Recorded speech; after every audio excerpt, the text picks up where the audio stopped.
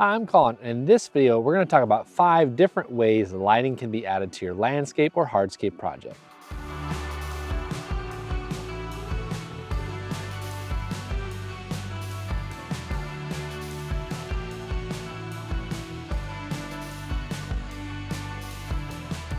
So when it comes to adding lights to hardscape and landscape, there's a growing library of options available to you. But talk about the 5 most common ones and what they're utilized for is what we're going to cover in this video, and also a lot of quick tips on how to install them. The nice part about the wide variety of options to put lighting in your outdoor area nowadays is they're all low voltage and low wattage. What this means to you is that they're easy to install, you don't typically need an electrician, and they're going to be cost effective. What you have to do is get a transformer. What the transformer does, it converts the amperage of the outlet from your household into low voltage and direct current of wattage here. So depending on the transformer you get, they have a certain capacity to them. So you want to be mindful of that by adding up the wattage of all your lights that you want to put into your system and making sure they're within the total output of your transformer. Now you don't want to plug in your transformer right away. You want to make sure you hook up your low voltage wiring into it. This one has a nice inlet here to be able to hook up your low voltage wiring. Then you can start running typically a 14 gauge wire, either direct barrier or through conduit, to the portions of your outdoor area that you want to start hooking up some lights. So one of the most common lights added to a hardscape or landscape area is the path light. So here we have a 3-watt unit from Structure and Tree Lighting. The nice part about this unit is it already has a stake so you can stab it into the ground, and it has your wires ran with a lot of extra slack there. So adding it to your low voltage wiring that's hooked up to your transformer would be a very quick and easy task. Aside from that being 3 watts, it does not consume a lot of power, so you can add a lot of these for a lot of different transformers. And the main reason these are utilized commonly is to light up the edge of a pathway or a walkway, or maybe even the edges of your patio. This helps make a safety hazard noticeable in the dark so that you don't roll an ankle or trip over the edge of your paving stone or hardscape surface. On top of that, they're black painted aluminum, so they do add a lot of style and appeal to your outdoor living space.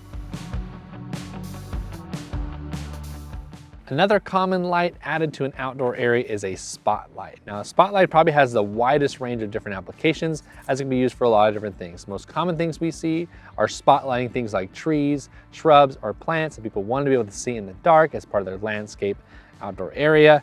But also they can be used to light seating walls, fence walls, and stuff like that to avoid people running into obstructions in the dark. This unit here is also another 3-watt light from Structure and Tree Lighting. Has lots of adjustability. You can adjust the angle, you can adjust the shroud. It also has this spike that it comes in to go into the ground, and your lead wire here that can be connected to the wire to your transformer for an easy, fast installation.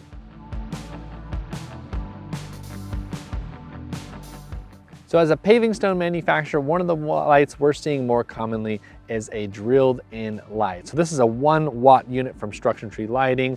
It is a fogged unit, so it's specifically used for walkways or maybe the edge of your border stones for a patio to help people being mindful of that edge, but also add design, aesthetic, and appeal. These are super easy to install. All you need is a diamond hole bit. You drill through the paver you want to insert it into, you pluck up that paving stone, install one of these nice little cup units here underneath your bedding material, then you can put that light and lead wire through it.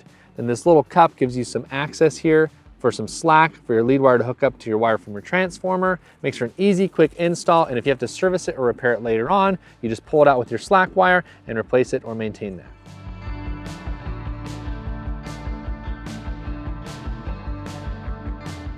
Now, similar to the drill-in paver lights becoming popular, we're also seeing a lot of wall lights being added. Now, this is a 1-watt honeycomb unit light, they call it, from Structure and Tree Lighting, so it's a little bit brighter and more direct than that fog unit for a pathway. And we're seeing these drilled into the face of wall blocks for a variety of reasons.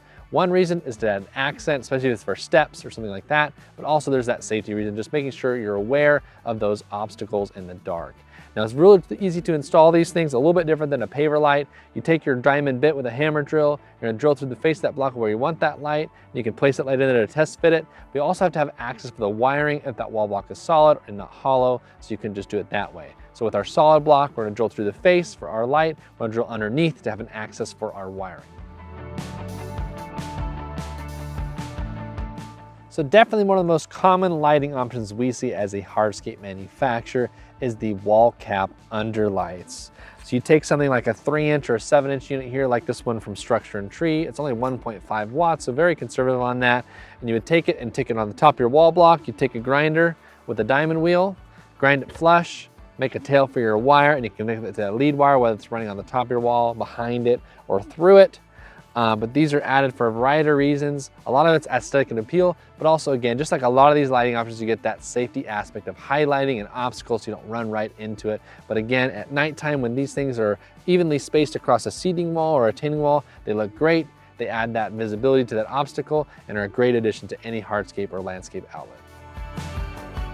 So whether you're adding one or multiple of these different styles of lights to your hardscape or landscape area, we hope this video was helpful to you in getting that done and adding that nice aesthetic or safety aspect to your outdoor area. If you have any other projects coming up or hardscape related, whether it's pavers, retaining walls, permeables, turf stone, anything like that, make sure you check out our library videos on our YouTube, but also we have a lot of how-to blogs on our website, westernlock.com, with even more content on there for you to check out.